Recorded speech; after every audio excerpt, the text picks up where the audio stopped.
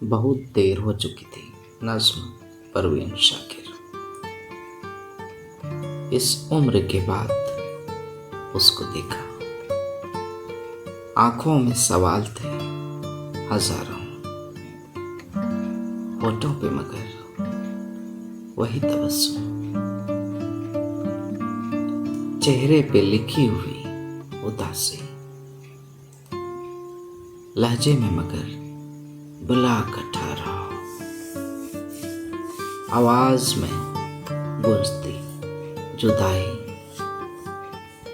बाहें थी मगर विसाल सामा, सिमटी हुई उसके बाजुओं में, तादेर में सोचती रही थी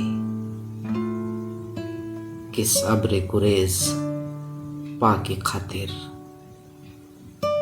मैं कैसे शजर से कट गई थी,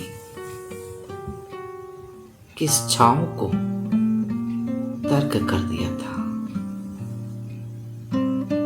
मैं उसके गले लगी हुई थी, वह पहुंच रहा था मेरे आंसू, लेकिन बड़ी देर हो चुकी थी।